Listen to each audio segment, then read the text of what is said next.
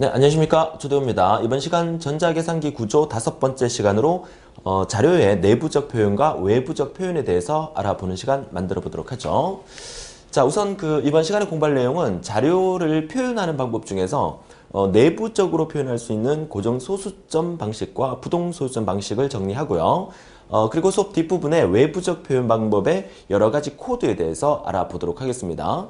자, 이번 시간 공부하는 내용 자체가 여러분 시험에 한 2문제에서 3문제 정도로 출제되는 부분이기 때문에 내용 자체가 그리 많지는 않지만 반드시 알아두고 암기할 거는 암기해 둬야 되는 그런 시간이니까 열심히 또 집중해서 따라오셔서 여러분의 소개 목적을 꼭 달성하시길 바라요. 자, 그럼 첫 번째 화면을 통해서 자료의 내부적 표현의 큰 틀을 한번 보여드릴 텐데, 물론 여러분 교재에도 있죠. 잘 정리해 두세요.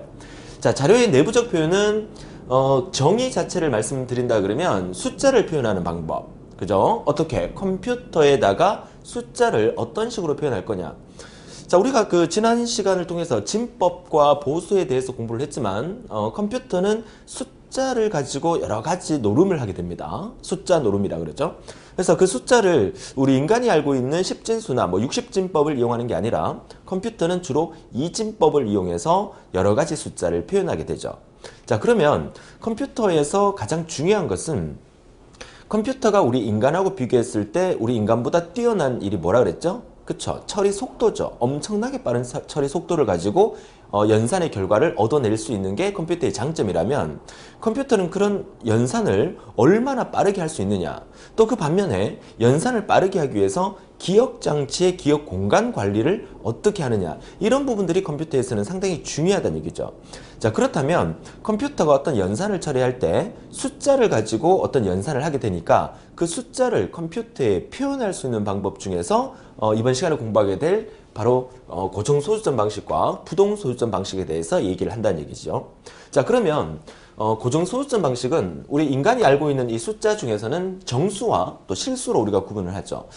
정수라는 말의 의미는 우리가 수학적인 개념은 다 알고 계시겠지만 딱딱 끊어지는 수다. 1, 2, 3, 4, 5, 6, 7, 8, 9, 마이너스 1, 마이너스 2, 마이너스 3, 0, 이런 것들을 우리가 정수라고 하죠.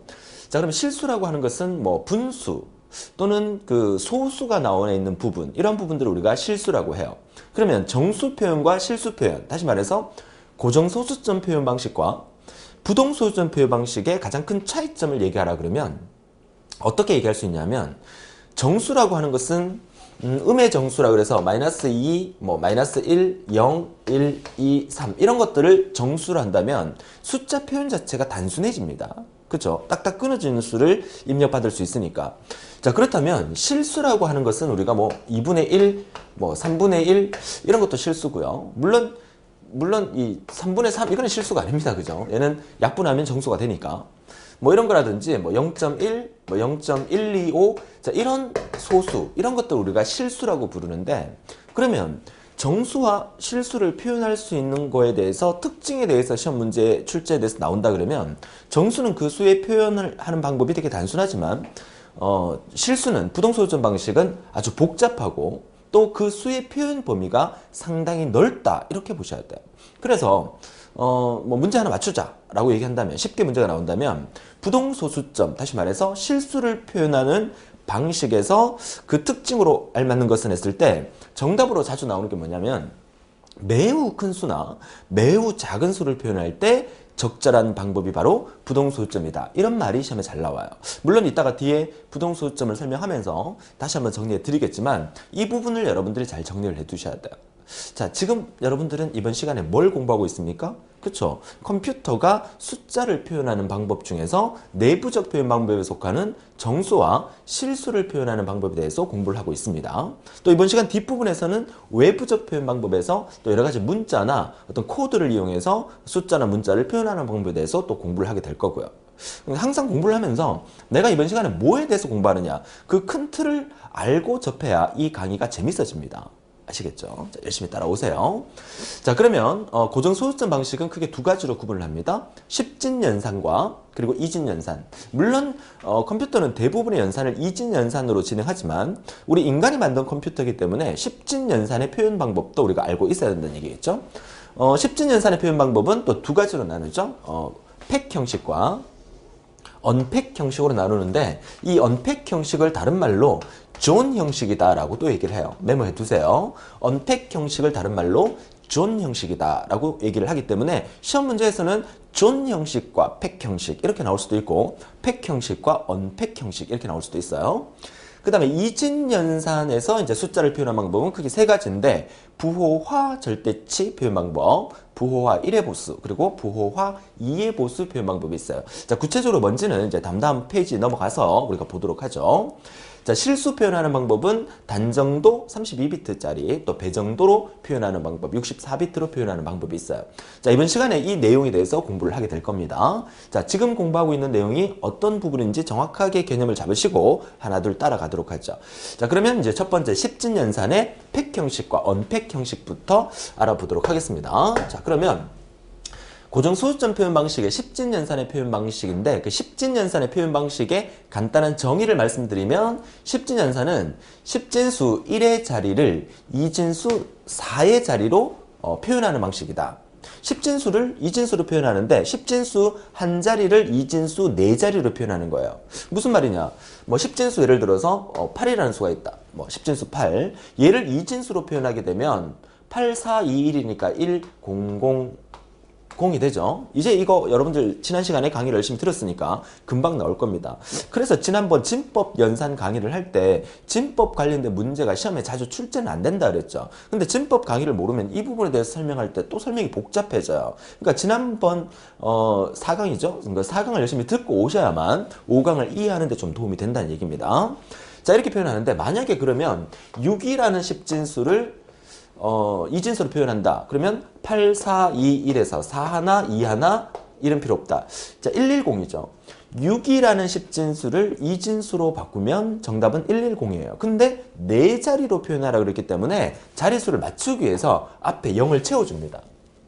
자, 이해하셨습니까? 자, 그래서 십진수 한 자리를 이진수 네 자리로 표현하는 방식이 바로 십진연산의 표현법의 원리가 되는 거예요. 그쵸?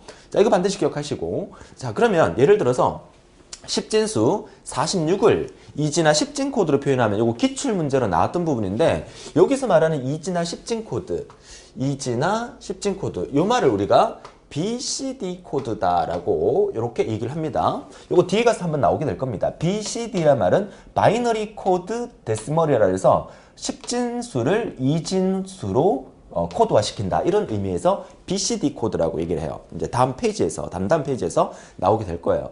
자, 아무튼 십진수 46을 BCD 코드로 표현하면 어떻게 되느냐. 46이라는 거니까 46을 반 잘라서 이진수의 네 자리, 8, 4, 2, 1의 자리, 8, 4, 2, 1의 자리 이렇게 표현해 주면 되는 거예요. 그러면 6을 만들려 그러면 4 하나, 2 하나 필요하고 나머지는 필요 없어요. 네 자리로 만들어야 되기 때문에.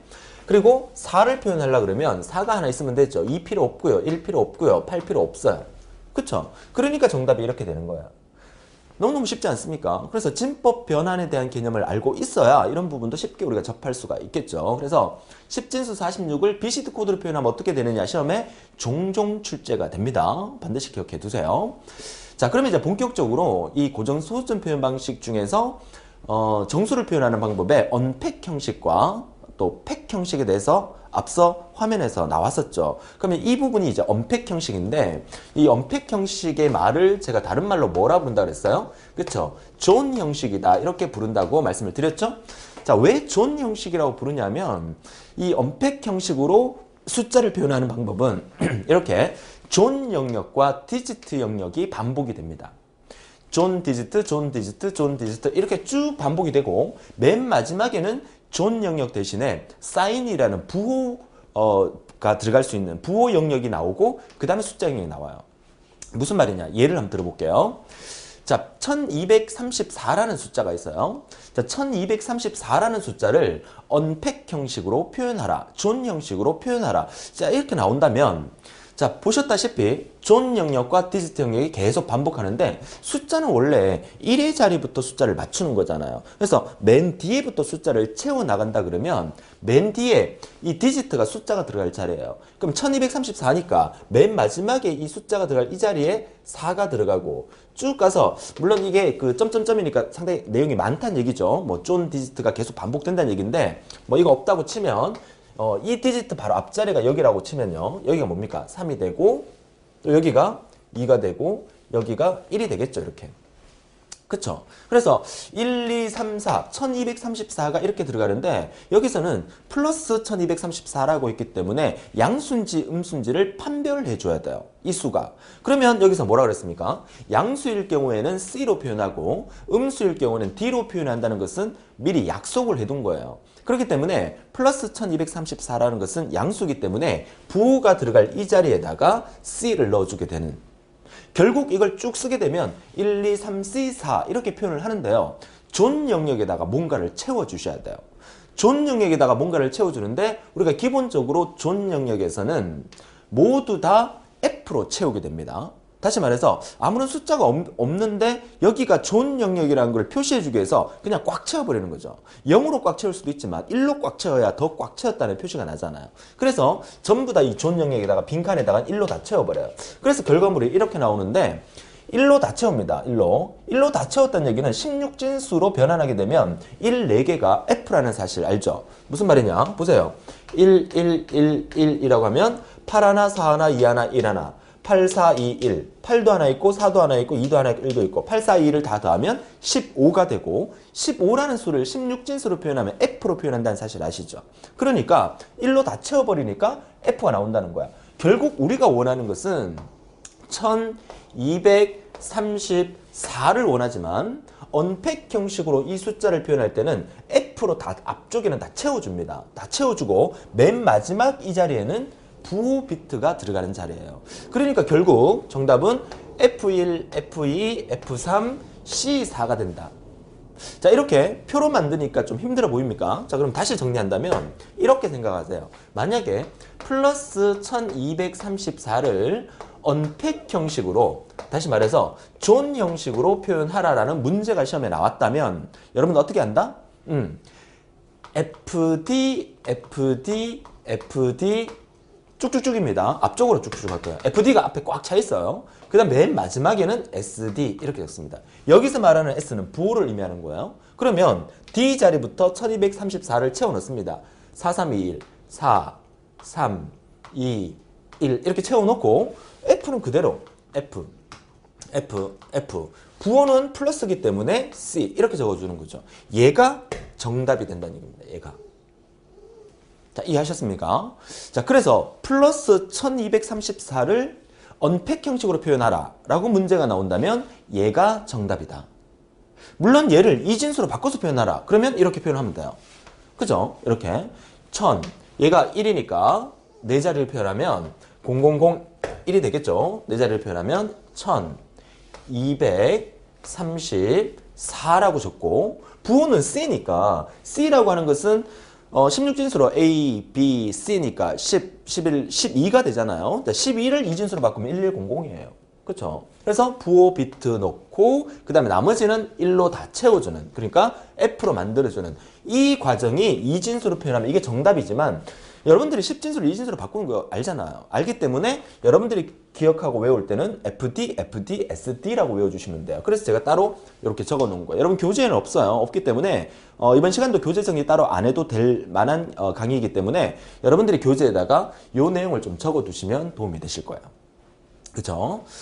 자, 그리고 이제 하나의 바이트. 우리가 지난 시간에 우리가 문자를 표현하는 방법 중에서 바이트라는 단위는 문자, 글자를 표현하는 단위라고 말씀을 드렸었죠. 그래서 이 존 영역과 디지트 영역이 하나의 바이트라고 얘기하는 것은 우리가 1바이트는 몇 개의 비트가 모이면 1바이트가 되죠? 그쵸? 8개의 비트가 모이면 하나의 바이트가 되잖아요. 그러니까 존 영역이 몇 비트입니까? 4비트죠. 디지트 영역도 4비트예요. 하나, 둘, 셋, 넷, 하나, 둘, 셋, 넷이잖아요. 그러니까 전체가 8비트로 되어 있기 때문에 1바이트가 된다. 존 영역과 디지트 영역을 합한 전체를 우리가 하나의 바이트, 문자를 표현할 수 있는, 글자를 표현할 수 있는 하나의 바이트가 된다. 이렇게 보시면 되겠죠. 뭐 내용 어렵지 않죠? 자, 마이너스 1234도 한번 해볼까요? 자, 마이너스 1234. 얘를 보지 말고 한번 적어볼게요. 이 문제를 푸는 방법은 여러분이 시험 문제에서 만약에 마이너스 1234를 언팩 형식으로 표현하라. 그러니까 존 형식으로 표현하라. 이렇게 나온다면 다른 거 필요 없고요. 일단 이것만 딱 적으세요. FD, SD. 이렇게. 물론 FD는 앞에 계속해서 나올 수 있습니다. 숫자가 마이너스 1234 말고 마이너스 뭐 10만, 마이너스 100만 이렇게 나올 수 있으니까 뭐 뒤에서부터 자릿수를 채워나가면 되니까 FD는 꾸준히 앞으로 간다고 보시면 돼요. 지금은 4자리만 필요하니까 1234니까. 자, 그래서 이 자리에다가 마이너스로 표현합니다. 마이너스 1234. D 자리에다가 4, 3, 2, 1 이렇게 넣어놓고 그 다음에 F는 채워주면 되고 F는 그대로 F로 채워주면 되고 S 자리에 마이너스니까 D라고 적어주면 되죠. 이해하셨습니까?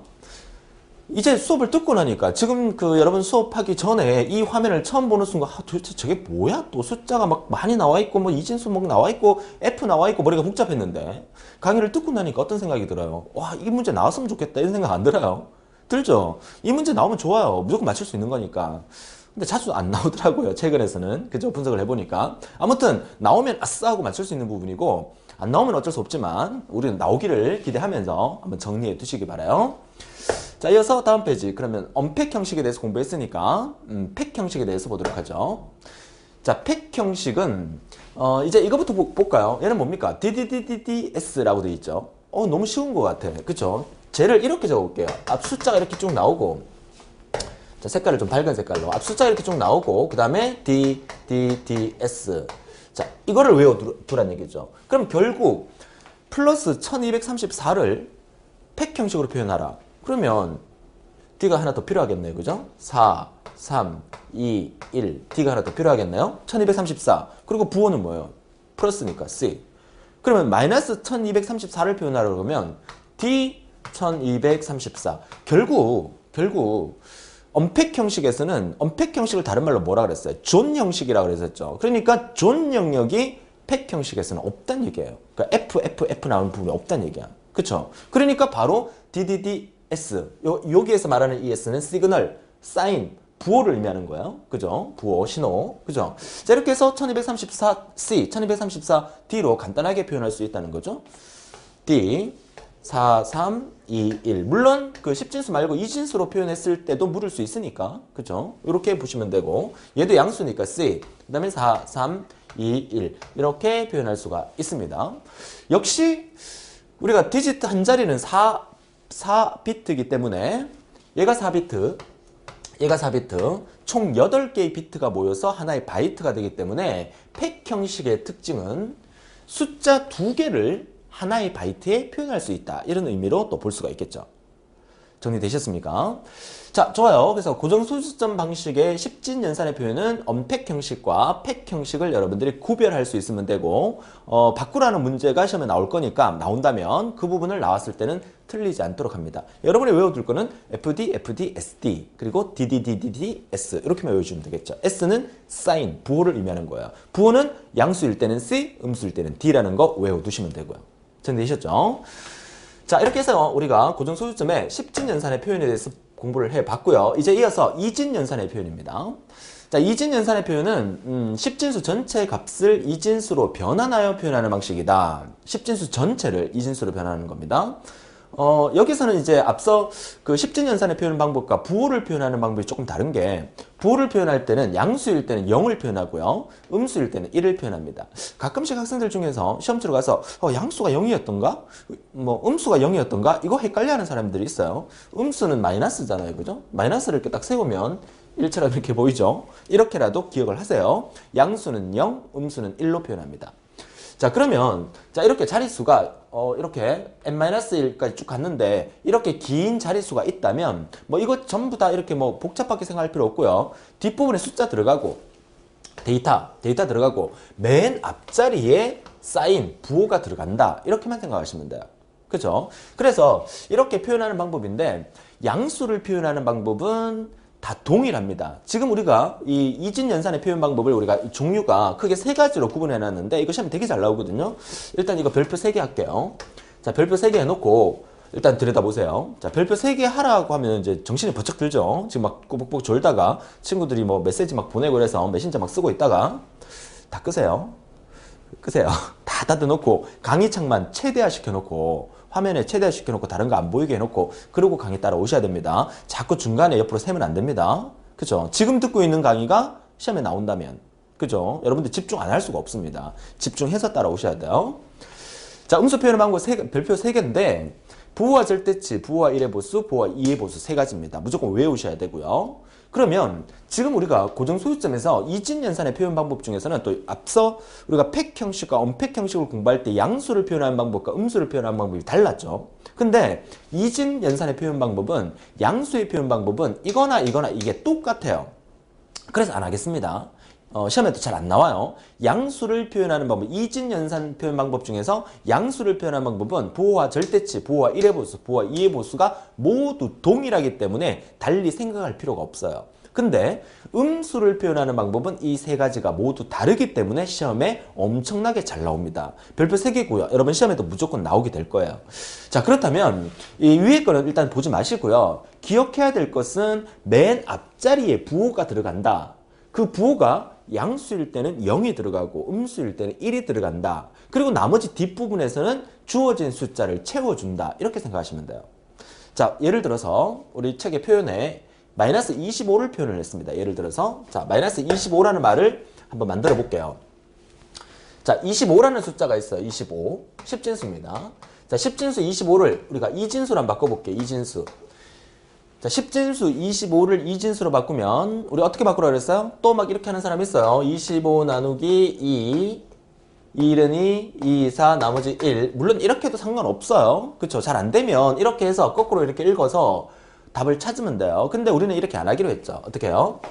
1의 자리, 2의 자리, 4의 자리, 8의 자리, 16의 자리, 그 다음에 32의 자리. 1, 2, 4, 8, 16, 32, 64, 128, 256, 512, 1024. 2의 10승까지. 자, 그러면 이 자리에서 우리가 25를 만들려고 그래요. 25를 만들려고 그러면 32는 필요가 없어요. 그죠? 자, 16이 하나 필요합니다. 16. 그죠? 자, 16을 하나 썼어요. 그죠? 얼마 남았습니까? 9 남았나요? 9. 자, 9를 만들려고 그래요. 자, 9를 만들려고 그러면 8이 하나 필요합니다. 자, 8을 하나 썼으니까 얼마 남았어요? 1 남았어요. 그럼 1이 하나 필요하죠. 나머지 얘는 필요가 없어요. 이게 끝이야. 25를 이진수로 바꾸는 방법은 바꾸면 11001이 돼요. 그쵸? 근데 8자리로 표현하라 라고 얘기한다면 자릿수가 하나, 둘, 셋, 넷, 다섯, 여섯, 일곱, 여덟 이렇게 되죠. 근데 이 8번째 맨 앞자리는 뭘 표현하라? 부호를 표현하라.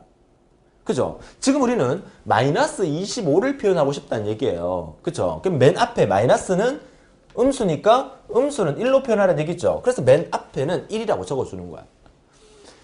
1, 2, 4, 8, 16, 32, 64, 128이 아니에요. 맨 앞자리는 부호 비트가 들어갈 자리로 비워두기 때문에 이진수 8자리를 표현하면 정답은 25는 11001이니까 앞쪽은 빈칸으로 0으로 채워주고 맨 앞에는 부호 비트가 들어가기 때문에 8비트의 자리로 표현한다 그러면 음수 마이너스 25는 1001101이 된다. 이거를 기억하시면 돼요. 이렇게 바꿀 수 있으면 돼요. 그게 뭐다? 이렇게 바꾼 상태로 우리가 이름하여 부호화 절대치다. 절대치 형식의 부호가 되었다. 부호화 절대치다. 이렇게 표현을 합니다. 부호화 절대치. 그래서 양수 표현은 부호 비트가, 그러니까 양수 표현에서 부호 비트를 0을 1로 바꿔주면 된다는 얘기예요. 그쵸? 그러니까 음수니까 양수로 표현하게 되면 만약에 플러스 25를 표현하라 그러면 얘는 0이 되는 거잖아요. 25는 이거랑 똑같잖아요. 그러니까 0, 0, 0, 1, 1, 0, 0, 1이 되는 건데 그 양수로 표현했을 때 전체는 나머지 부호와 1의 보수와 2의 보수가 모두 동일합니다. 왜 동일한지는 설명 따로 안 드릴게요. 시험에 안 나오니까. 근데 음수는 그 표현하는 방법이 다 다르기 때문에 설명을 들으셔야 되고 반드시 여러분도 할 수 있어야 됩니다. 자, 그러면 우리가 마이너스 25를 부호와 절대치 형태로 표현하니까 이렇게 됐어요. 지금 여기 나왔습니다. 그죠? 자, 요 모양이 됐어요. 요 모양. 자, 이 모양이 됐습니다.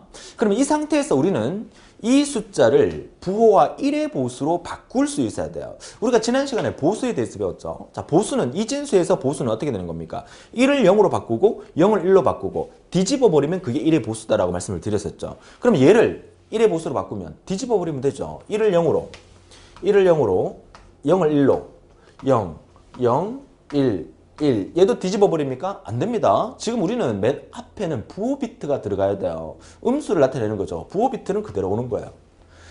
자, 맨 앞에는 부호 비트가 들어가는 곳이에요. 여기는 비워둡니다. 이렇게. 부호, 사인. 됩니까? 즉, 우리는 음수를 지금 표현하고 있어요. 마이너스 20으로 갖고 지금 장난치고 있는 거예요. 그죠? 자, 좋아요. 자, 이렇게 우리가 기억을 하시고.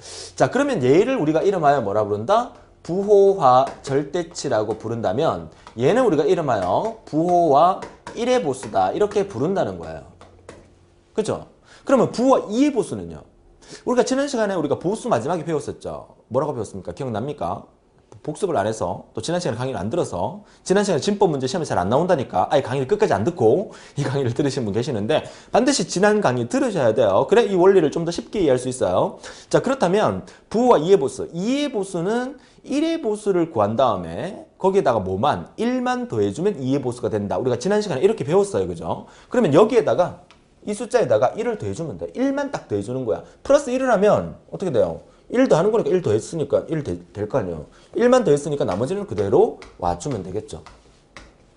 음수니까 부호 자리에 1을 채워주고 얘가 뭐가 되는 거야? 얘가 부호와 2의 보수가 되는 거예요. 그죠? 시험 문제에서는 어떻게 나오느냐? 이렇게 나올 수 있어요. 마이너스 25를 딱 던져주고 얘를 부호와 2의 보수로 표현하면 정답은 무엇입니까? 1번, 2번, 3번, 4번 이렇게 나온단 말이에요. 그럼 3번이 답이잖아요. 그쵸? 이렇게 여러분들이 바꾸는 연습을 뭐 다른 숫자를 하나 던져놓고 바꾸는 연습을 한번 해보셔야 합니다. 그쵸? 이 도표 안의 내용이 잘 안 보일까봐 제가 좀 크게 이렇게 따로 설명을 드린 거니까 자, 도표 안의 내용은 그대로 이렇게 얘가 이제 부호와 절대치, 얘가 부호와 1의 보수, 얘가 부호와 2의 보수로 만들어진 거예요.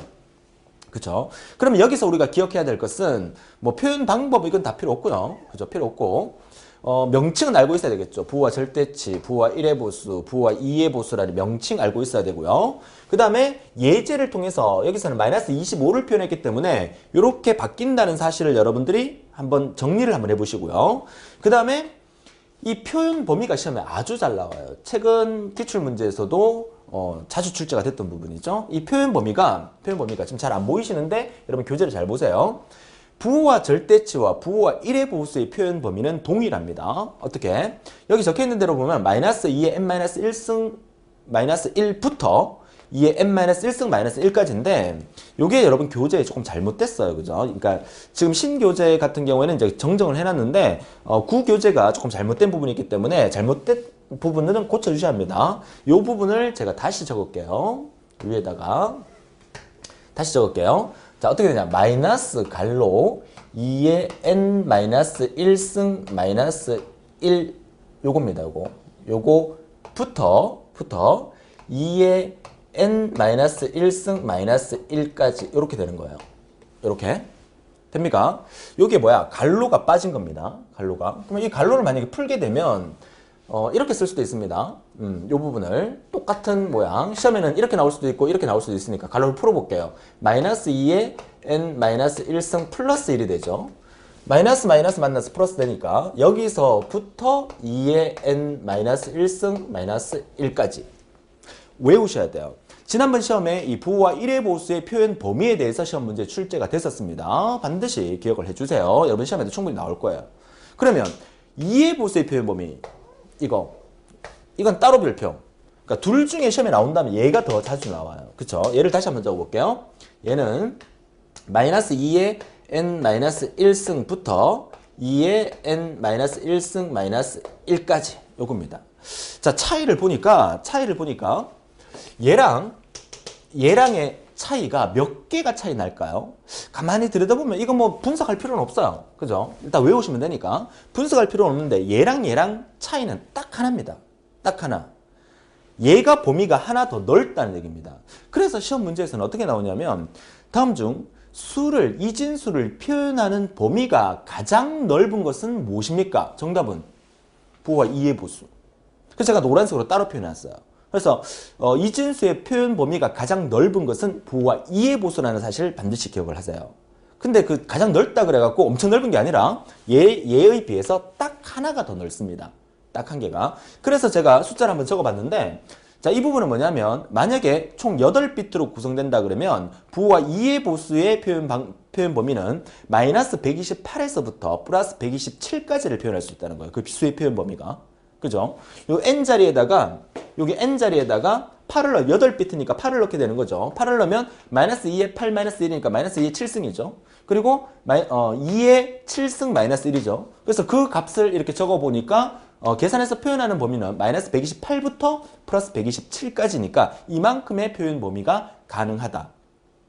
이해를 하셨습니까? 그래서 이번 페이지에서 이 음수 표현 방법은 별표 3개짜리로 시험에 그 어떤 형태로든지 무조건 나온다. 그러면 여러분들 이 3가지 명칭을 일단 외워두시고 어떻게 표현할 수 있는지 예제를 하나 통해서 이렇게 바꿀 수 있어야 되고, 그쵸? 맨 앞에는 부호 비트라는 사실 기억하시고 음수니까 1로 채워주는 거고, 그 다음에 표현 범위가 부호와 1의 절대치와 부호와 1의 보수의 표현 범위는 동일한데 표현 범위가 이렇다는 거, 그 다음에 2의 보수 표현 범위는 가장 넓으면서 이렇게 표현한다는 거, 이거를 여러분들 외워주시면 돼요.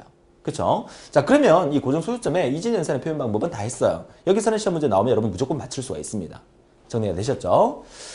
자, 이렇게까지 정리하고요. 이어서 다음 페이지 보도록 하죠. 자, 이제는 부동소수점 표현 방법에 대한 얘기를 해야 되는데요. 우리 앞 페이지에서는 이제 고정소수점, 정수 부분을 표현하는 방법에 대해서 말씀을 드렸고, 부동소수점은 앞서 얘기했지만 주로 실수를 표현할 때 쓰죠. 그래서 부동소수점은 앞서 고정소수점처럼 이렇게 막 계산을 해서 그 계산 결과를 얻는 그런 형태의 문제보다는 정의를 묻는 문제가 더 많이 나와요. 그래서 문장으로 이제 그 텍스트로 이렇게 표현을 해놨는데, 여기서 중요한 부분들입니다. 제가 이렇게 적어 놓은 게 여러분 책에 있다면 다 밑줄 치고 별표를 전체적으로 하나 해 두시기 바라요. 자, 우선 부동소수점은 맨 앞에 부호와 그 다음에 지수부와 가수부로 구성이 됩니다. 시험 문제에서 쉽게 나왔을 경우에 이렇게 나온 적도 있어요. 다음 중 부동소수점의 표현 방법에 속하는 게 아닌 것은 1번 부호, 2번 지수부, 3번 가수부, 4번 다른 거 이렇게 나온 적이 있어요. 그쵸? 반드시 기억을 하세요. 틀린 답으로 주로 뭐가 나왔냐면 소수점 이렇게 나와요. 소수부 또는 소수점. 물론 우리가 부동소수점 표현 방식에서 소수점이 들어가긴 합니다. 근데 큰 틀로 봤을 때 그러니까 부분을 봤을 때는 부호, 지수부, 가수부로 구성되는 거지 소수부라는 게 이 자체는 없기 때문에 걔가 틀린 답으로 잘 나와요. 헷갈리게 하려고. 그래서 쉽게 얘기한다면 부호, 지수부, 가수부 3가지로 구성이 된다. 이거 반드시 기억하시고요. 시험에 나올 수 있으니까. 자, 특징이 중요하죠. 특징 중에서 아까 설명드렸지만 매우 큰 수나 매우 작은 수를 표현할 때 사용한다. 이게 무슨 말이냐면요. 만약에 숫자가 여러분들이 10000 엄청나게 큰 숫자입니다. 하나, 둘, 셋, 넷, 다섯, 여섯, 일곱, 여덟. 그죠? 1이 8개인 엄청나게 큰 숫자예요. 이 큰 숫자를 컴퓨터한테 넣게 되면 이만큼의 비트 수를 차지하게 되니까 메모리 용량이 크게 들잖아요. 그러니까 이 수를 우리가 어떻게 하냐면 정규화를 시킵니다. 정규화. 자, 여기서 말씀드리는 정규화라는 것은 여러분들이 데이터베이스 공부할 때 테이블 분해시키는 정규화가 아니에요. 그쵸? 자, 정규화를 시키는데 이 정규화를 시키면 어떻게 되냐면 1 곱하기 10에 아까 0이 몇 개였죠? 하나, 둘, 셋, 넷, 다섯, 여섯, 일곱, 8개니까 10의 8승. 요렇게 표현하는 거야. 요렇게 표현하는 것을 우리가 부동소수점의 표현 방식이라고 그래요. 그러니까 이런 큰 숫자나 또는 작은 숫자 해볼까요? 작은 숫자는 0.00001. 자, 이 숫자를 역시 정규화시키면 얘는 어떻게 됩니까? 1 곱하기 10에 하나, 둘, 셋, 넷, 다섯, 여섯, 7개니까 마이너스 7승. 이렇게 표현하죠? 그죠? 그러니까 이렇게 만드는 거. 그러니까 아무리 긴 숫자라도 이렇게 표현하면 자릿수는 딱 정해져 있는 거잖아요. 자릿수는 딱 정해져 있는 거잖아요. 이렇게. 그죠? 그러니까 매우 큰 수나 매우 작은 수를 표현할 때 사용하는 방법이 바로 부동소수점 표현 방법이다. 이것만 기억하시면 돼요. 여러분 책의 밑에 예제 같은 거 나오는데 예제는 볼 필요 없으십니다. 그죠? 어떻게 진행되는지는 수학적인 원리긴 한데 그 부분은 배제하고 특징만 기억해 주세요. 표현의 정밀도를 높일 수 있죠. 자연수, 정수 같은 경우는 1, 2, 3, 4니까 1과 2 사이의 어떤 숫자는 표현을 못해요. 근데 부동소수점 방식은 실수 부분이니까 1과 2 사이의 소수점에 해당되는 부분도 표현할 수가 있는 거잖아요. 그러니까 정밀도를 높일 수 있다. 수에 표현에 필요한 자리수에 있어서 상당히 효율적이다. 과학이나 공학, 수학적인 응용에 주로 사용되는 수를 표현하는 방법이다. 부동소요점 수의 연산은 고정소요점 연산에 비해 복잡하죠. 연산 시간이 많이 걸린다는 단점도 있습니다. 그죠? 그러니까 고정소요점 단순하다, 부정소요점 복잡하다, 수를 아주 많이 표현할 수 있다. 뭐 이 정도 개념을 알면은 고정소요점과 부동소요점의 차이는 충분히 여러분들이 이해할 수 있을 거라고 봅니다. 자, 부동소요점에서 음수를 표현하는 방법, 여기 시험에 한 2번인가 3번인가 나왔었어요. 그래서 이거는 여러분들이 한 번만 읽어봐 주세요. 자, 지수는 부호에 관계없이 바이스 값에 더한다는 말, 그리고 가수의 부호가 양수이면 0, 음수이면 1로 표현한다는 것은 앞에 고정소요점 형식과 똑같은 말이죠. 그죠? 자, 이렇게 부동소요점에서 음수를 표현하는 방법은 특징이 2가지니까 이게 이제 시험에 지문으로 등장했던 거니까 한번 눈여겨봐 달라는 거 부탁을 드리겠습니다. 자, 부동소요점이었고요. 자, 이어서 이제 부동소요점까지가 이제 자료의 내부적 표현이었다면 이제 본격적으로 자료의 외부적 표현에 대해서 알아보도록 하죠. 자, 자료의 외부적 표현이다. 자, 주로 이제 앞에 그 자료의 내부적 표현은 숫자를 표현하는 방법이었다면 자료의 외부적 표현은 주로 문자를 표현하는 방법이 많이 등장을 해요.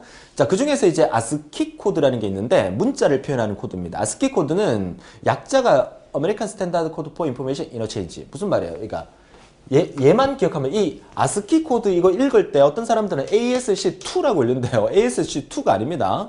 ASCII입니다. 이 맨 끝에 있는 이 II의 약자가 인포메이션 인터체인지. 이게 우리말로 하면 무슨 뜻이에요? 정보를 교환한다는 뜻이죠. 정보를 교환하려면 뭐가 필요해요? 통신이 필요하죠. 통신, 데이터 통신. 그래서 아스키 코드가 시험 문제 나올 때는 정의로서 나올 때는 정보 교환용, 데이터 통신용에 가장 많이 쓰는 코드는 무엇입니까? 해서 아스키 코드가 답인 형태의 문제가 아주 빈번하게 출제가 됐었어요. 그러니까 맨 마지막에 2개의 약자를 기억한다면 이게 데이터 통신용이다. 뭐 쉽게 이해할 수가 있겠죠. 그래서 IBM사에서 개발했고요. 데이터 통신. 줄쳐두세요. 데이터 통신. 마이크로 컴퓨터에서 많이 채택되고요. 요거 7비트 코드라는 거 기억하세요. 7비트. 요거 별표 따로 하나 해둘게요. 7비트. 자, 아스키 코드는 7비트로 구성된 코드예요. 자, 7비트니까 이진수로 표현하면 2의 7승이죠. 2의 7승은 얼마입니까? 128입니다. 그래서 7비트 코드로 128개의 문자를 표현할 수 있는 코드가 바로 아스키 코드다. 이렇게만 기억하시면 돼요. 자, 우리가 이어서 BCD 코드 나오죠. 뒤에 가면 이제 FCD 코드라 해서 EBCD, IC 코드 나와요. 그 3개를 미리 한번 정리하면, 자, 오른쪽에다가 별표 해놓고 3개 묶어서 다시 한번 정리할게요. 자, 지금 우리가 하려고 하는 BCD 코드 있어요. BCD 코드 요거하고 방금 했던 ASCII 코드 ASCII, 그 다음에 다음 페이지 나올 FCD, EBCD, IC 코드. 이 3개는 전부 다 문자를 표현하는 코드인데 일단 비트 수 정리를 좀 할게요. 방금 했던 이 ASCII 코드는 7비트로 구성되어 있다 그랬죠? 7비트니까 2의 7승계니까 128개의 문자를 표현할 수 있다 그랬어요. 그죠? 그럼 BCD는 몇 비트로 되어 있냐면 6비트로 되어 있어요. EBCD, IC는 8비트로 되어 있어요. 그래서 6비트는 2의 6승이니까 얼마입니까? 128의 반이니까 그쵸? 64가 되겠죠. 64. 64개의 문자를 표현할 수 있고요. EBCD는 8비트니까 2의 8승이니까 얼마입니까? 2의 8승은 256. 256가지의 문자를 표현할 수 있다. 이거 빨리 메모하세요. 메모. 화면 일시 정지 시켜놓고 메모하세요. 알아두세요. 이 비트 수를 기억하는 게 일단 중요합니다. 우리 책에는 잘 정리가 안 돼 있으니까 따로 정리해 드린 겁니다. 정리하셨죠? 자, 좋아요. 자, 그러면 여기서 BCD 코드에 대해서 알아보죠. BCD 코드는 바이너리 코드 데시멀이라는 약자로 10진수를 2진수로, 그러니까 10진화, 2진화, 10진 코드다. 2진수로 만들기 위한 10진 코드다. 이런 의미죠. 앞에서 한번 예제를 통해서 한번 보셨잖아요. 그죠? 그래서 10진수 한 자리를 2진수 4비트로 표현한다. 앞 페이지에서 앞에서 얘기해 드렸던 겁니다. 그죠? 그리고 8421 코드라고 단다. 왜? 여기 예제부터 볼게요. 이거 456이라는 것을 BCD 코드로 표현하면 한 자리를 이진수 4자리를 표현한다 그랬잖아. 위에다 이렇게 적을게요. 456. 그러면 8, 4, 2, 1에서 8 필요 없고 4 하나 필요하고 2 하나 필요하고 1 필요 없어요. 그쵸? 5는요. 8, 4, 2, 1에서 8 필요 없고 4 하나 필요하고 2 필요 없고 1 하나 필요하죠. 4는요. 8, 4, 1에서 8 필요 없고 4 하나 필요하고 2 필요 없고 1 필요 없어요. 그래서 456을 BCD 코드로 표현하면 정답은 0100 0101, 0110 이렇게 된다는 사실이잖아요. 너무 쉽지 않습니까? 나머지 예제는 여러분들이 한번 해보세요. 책에 정답이 있으니까. 그죠? 그러니까 네 자리로 끊어서 8421 하면 된다. 그래서 8421 코드라고도 한다는 거죠. BCD 코드를. 대표적인 가중치 코드다. 이 가중치 코드에 속하는 거다라는 사실 우리 이번 시간 공부할 때 맨 마지막에 나옵니다. 도표 안에. 그래서 시험 문제에서 가중치 코드에 속하는 것끼리 묶인 것은 뭐 가중치에 속하는 것은 또는 비가중치에 속하는 것은 이런 문제도 종종 나오니까 BCD 코드는 대표적인 가중치 코드라는 사실 알아두시고요. 자, 10진수 입출력 간편하죠. 자체 보수하는 불가능합니다. 이런 불가능하다는 말 자체 한번 체크해 두세요. 이런 것들이 이제 가능하다로 해서 틀린 답으로 잘 나오니까. 됩니까? 그래서 BCD 코드를 변환하는 형태의 문제, 이 문제도 시험에 잊을만 하면 한 번씩 나와요. 8421 코드 형태로 4비트씩 끊어서 바꿔주면 되니까 쉽게 정리가 될 겁니다. 나머지 예제는 연습을 여러분이 해보시고 책에 있는 정답과 비교해보시고 잘 안되면 게시판에 질문 올려주시면 됩니다. 자, 그러면 이번 페이지에서 ASCII 코드와 BCD 코드에 대해 정리를 했어요. 자, 다음 페이지에 가면 뭐 나올까요? FCD 코드 나오겠죠? EBCD RC 코드. 자, EBCD RC 코드는 BCD 코드를 좀 더 확장시킨 거예요. 그래서 Extended BCD 코드를 확장시킨 겁니다. 8개의 비트로 구성되어 있어요. 8개의 비트로 구성되어 있는데 숫자를 표현할 수 있는 비트가 디지트 비트가 뒤에 4개가 있고요. 그리고 앞에는 존 영역의 4비트로 존재를 합니다. 그래서 4비트, 4비트에서 총 8비트로 표현하죠. 자, 그림으로 표현한다 그러면 존 영역이 앞에 나와 있고 그 다음에 디지트 영역이 뒤에 나와 있어요. 디지트 영역 하나, 둘, 셋, 넷. 그리고 존 영역은 존 A, 존 B 나누지만 하나, 둘, 셋, 넷 해서 존 영역 4비트, 디지트 영역 4비트로 구성되어 있어요. EBCD RC 코드가. 됩니까? 자, 이건 좀 더 이제 구체적으로 이제 복잡하게 들어가는 부분인데 일단 개념만 알아두세요. 존 영역 A에는 이렇게 들어갈 수 있어요. 00, 01, 10, 11 이렇게 들어갈 수가 있는데 만약에 00이 들어가게 되면 좀 여분을 나타낸단 말이고 01이라는 것은 이 전체의 문자가 특수 문자다라는 것을 나타낸단 말이에요. 10은 뭐야? 영어의 소문자, 11은 영어의 대문자를 나타낸단 말입니다. 가끔씩, 자주는 안 나오지만 가끔씩 나올 수 있으니까 한번 봐두세요. 이거는 존 A, 이 영역에 00이 들어가느냐, 01이 들어가느냐, 10이 들어가느냐, 11이 들어가느냐에 따라서 전체를 나타내는 의미를 표현하는 거예요. 그럼 존 B 영역, 여기는 00일 때는 알파벳 A부터, 그죠? A부터 I까지죠. I까지 표현하는 거고요. 01일 때는 J부터 R까지. 10일 때는 S부터 Z까지, 11일 때는 숫자를 표현하는 거다. 그래서 여기에다가 존 영역 A 영역과 B 영역에다가 얘네들을 넣는 이유는 이 뒤에 오는 이 숫자가 오겠지만 이 숫자가 의미하는 바가 뭔지를 나타내주기 위해서 사용하는 거예요. 그죠? 한 예를 한번 볼까요? 한 예를 소문자로 만들게요. 자, 여기다가 10이라고 채웠어요. 소문자. 그 다음에 여기서 00이라고 채울게요. 00이라고 채웠어요. 그쵸? 그러면 여기에 들어온, 여기 전체는 뭡니까? 알파벳 A를 나타내는 거죠. 그죠? 여분이, 그러니까, 소문자니까 10 들어왔으니까 여기 소문자 와야 된다. 그 다음에 00 들어왔으니까 00은 A부터 I까지를 나타내는 부분이다. 그러면 이 부분에 대한 얘기가 이 안에 들어와야 돼요. 그럼 여러분들이 알파벳 A를 16진수에서 2진수로 표현한다 그러면 만약에 A는 뭡니까? A는 10을 의미하는 거죠. 그럼 8, 4, 2, 1에서 8 하나, 2 하나, 4 없고 이렇게 되잖아. 10, 10. 그럼 여기서 10, 10 이렇게 넣게 되면 이 전체가 의미하는 게 뭐다? 소문자 A를 의미한다. 이렇게 생각하시면 돼요. 그쵸? 그러니까 결국 이렇게 컴퓨터한테 입력하게 되면 컴퓨터는 아, 소문자 A를 만들어라는 거구나. 컴퓨터가 이렇게 생각한다는 거죠. 그렇죠? 자, 이렇게 이제 구체적으로까지는 알 필요 없고요. 여러분들께서 존 영역에 들어갈 수 있는 4가지 경우의 수, 존 B 영역에 들어갈 수 있는 4가지 경우의 수는 어느 부분에 속한다. 이 정도만 기억하시면 돼요.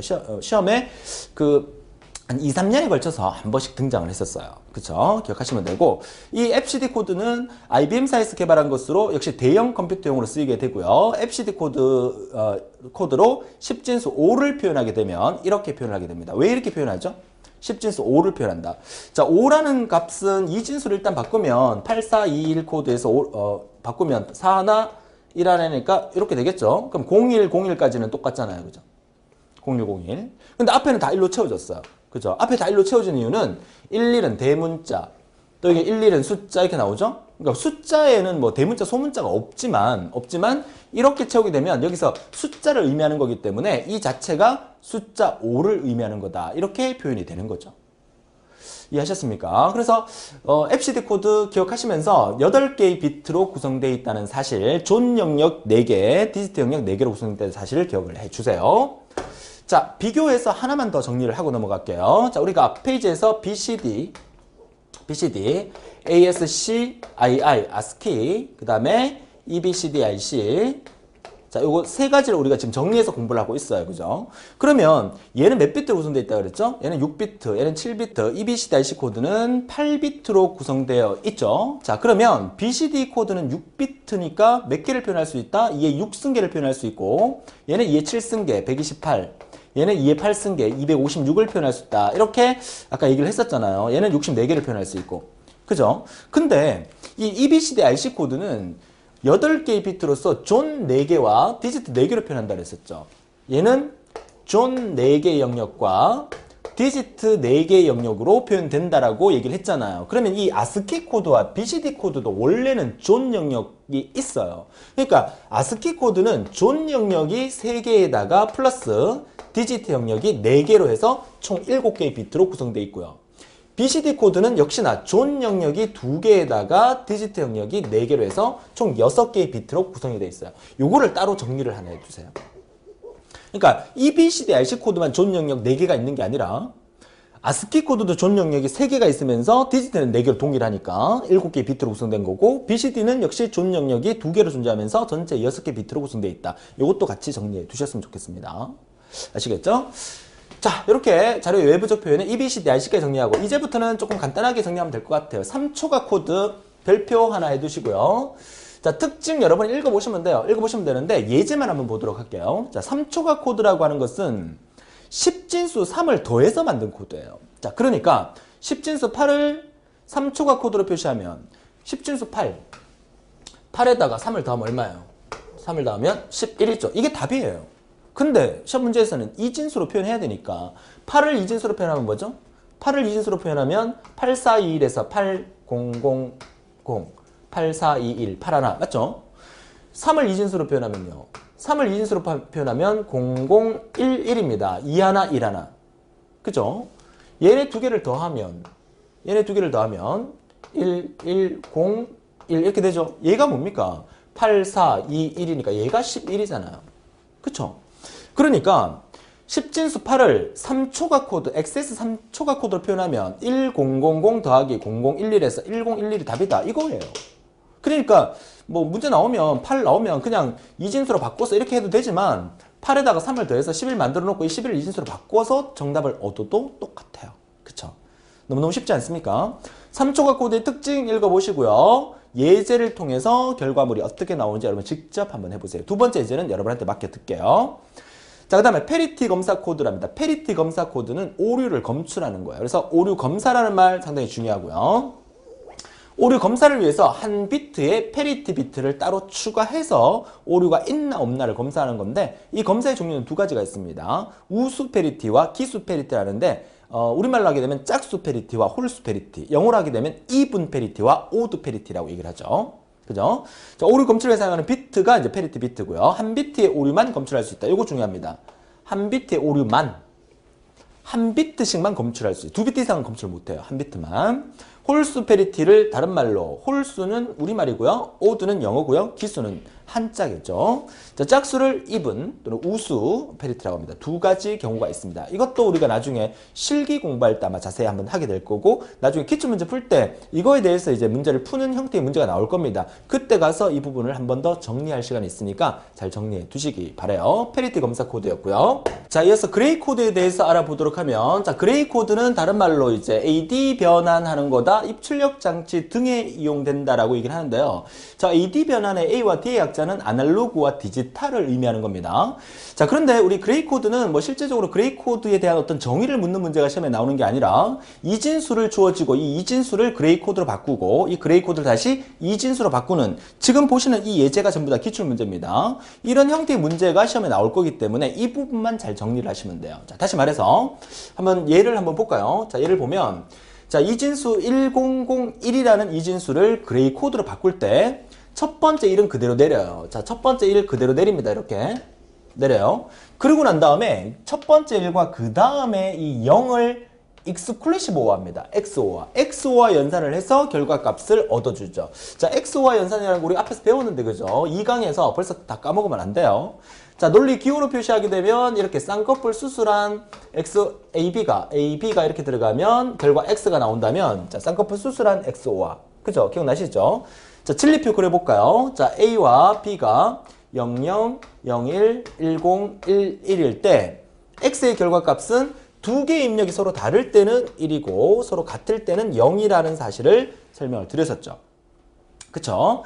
자, 그러니까 1과 0이 만나면 결과는 1입니다. 그래서 1의 결과를 얻게 되고요. 또 이어서 두 번째 거, 세 번째 거 0과 0이 만나면 결과는 뭐예요? 0이죠. 자, 0이 나오게 되고 세 번째, 네 번째 0과 1을 만나면 결과는 1입니다. 그래서 1의 결과를 얻어주죠.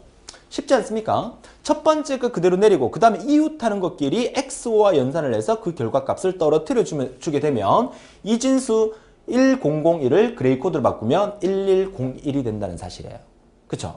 그럼 시험 문제에서는 또 1101이라는 그레이 코드가 있어요. 그 그레이 코드를 이진수로 바꾸라. 그럴 때는 또 이렇게 한다. 첫 번째 1을 그대로 내립니다. 내려요. 그리고 떨어진 1과 두 번째 있는 1을 exclusive 합니다. 11 만나면 0이 되죠. 그래서 11 만나서 0을 만들어주고 또 떨어져 있는 얘와 그 다음에 있는 세 번째 숫자를 00을 연산해서 0을 만들어주고 01을 연산해서 1을 만들어주는 이런 형태로 만들어주면 돼요. 그래서 이진수로 그레이 코드를 바꿀 때는 위에서 떨어뜨립니다. 이렇게 위에서. 그 다음에 그레이 코드에서 이진수를 바꿀 때는 떨어진 거와 위에 거를 이렇게 내립니다. 이렇게. 그죠? 이렇게 기억하시면 돼요. 이것만 기억하시면 되고요. 예제 세 문제 있는데 세 번째 것만 풀어볼게요. 그죠? 세 번째 거. 자, 세 번째 거 같이 풀어보게 되면 자, 세 번째 그레이 코드네요. 011011. 자, 요거 그레이 코드입니다. 그레이 코드. 얘를 바이너리 넘버, 다시 말해서 이진수로 바꾸라는 얘기죠. 자, 첫 번째 0 그대로 내립니다. 0. 그리고 떨어진 얘와 얘를 익스클루시브 연산을 하죠. 익스클루시브 연산에서는 두 개의 입력이 서로 다를 때는 1입니다. 그죠? 자, 요거 연산하니까 1이 되고, 요거 연산하니까 같습니다. 그죠? 같을 때는 뭐였어요? 0이었습니다. 또 같죠? 0입니다. 다릅니다. 1입니다. 같죠? 0이네요. 그쵸? 자, 이렇게 하니까 결과가 0, 1, 0, 0, 1, 0. 01, 00, 10이라는 값이 나오죠. 자, 그래서 그레이 코드를 이진수로 바꿀 때는 첫 번째 거 내리고 그 다음 거는 내려진 거와 그 다음 것을 XO와 연산을 계속하게 되면 결과물을 얻을 수 있다. 너무너무 쉽지 않습니까? 자, 그레이 코드 문제 여러분 필기시험에서 종종 등장하는 부분이에요. 반드시 알아두시는데 실기에서 엄청나게 중요하게 사용되니까 실기까지 생각하신다면 반드시 원리를 정확하게 알고 계셔야 합니다. 자, 그래서 좋아요. 그죠? 필기와 실기가 항상 연관되어 있으니까 필기를 이렇게 공부를 하면서 실기까지 이렇게 미래를 내다본다는 것은 참 기분 좋은 일입니다. 그죠? 반드시 체크해 주세요. 자, 해밍 코드입니다. 이번 시간 마지막 페이지인데요. 해밍 코드는 우리 앞서 페리티 그 코드랑 비교해서 페리티 코드는 오류를 검출하는 거지만 해밍 코드는 오류를 검출하고 수정까지 할 수 있다는 게 해밍 코드죠. 자, 오류 검출 및 교정이 가능하다.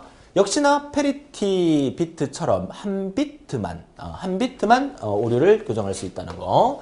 그리고 나중에 여러분 2013년도인가 그때 기출 문제에서 이 해밍 코드를 가지고 계산하는 문제가 한번 나왔었어요.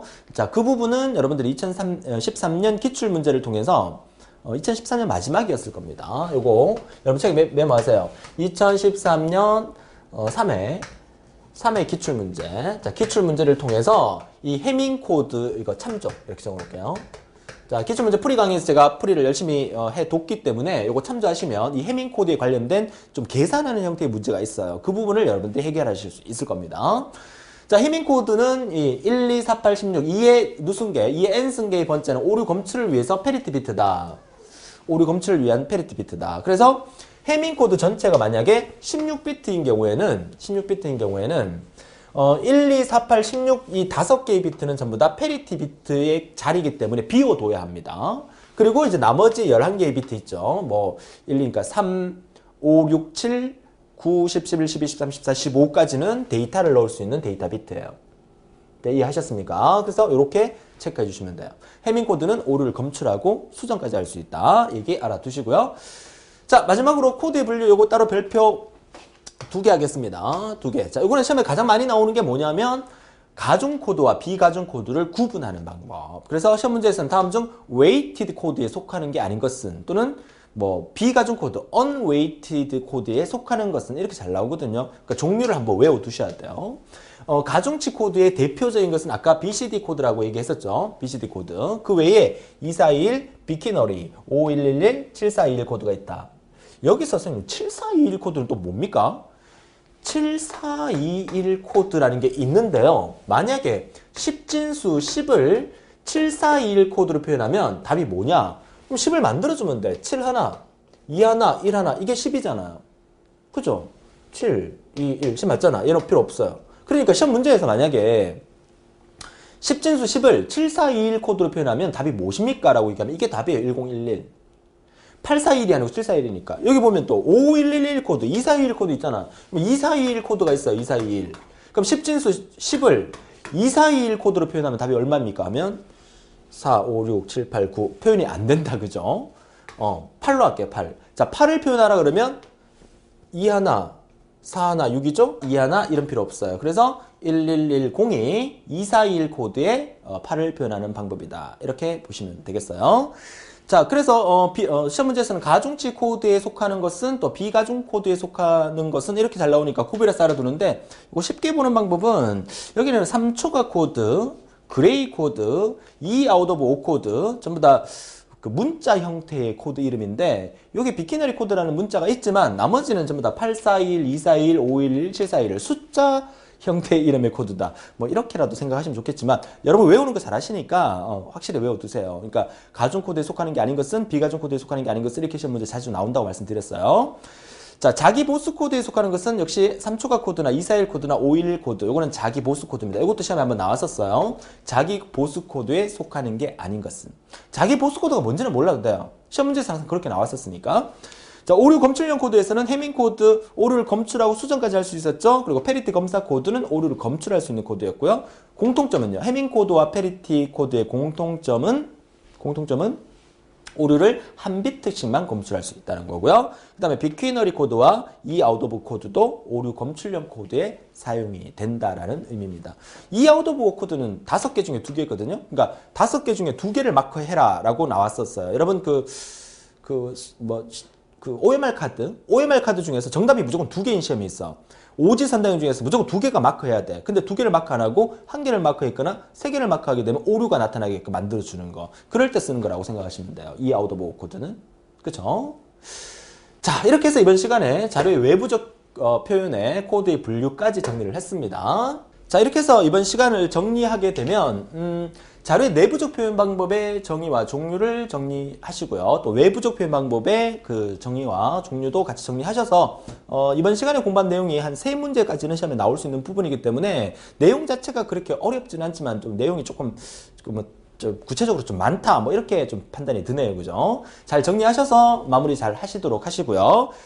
다음 시간 예고해드립니다. 다음 시간은 전자계산기 구조 6강으로서 프로세서와 명령어 부분에 대해서 공부하게 될 건데 이번 5강까지가 이제 컴퓨터의 기본적인 어떤 원리를 설명했다 그러면 이제 6강부터는 이제 기계적으로 들어가서 컴퓨터의 CPU와 뭐 기억장치 이런 부분에 대해서 구체적으로 공부하는 시간이라고 보시면 되겠어요.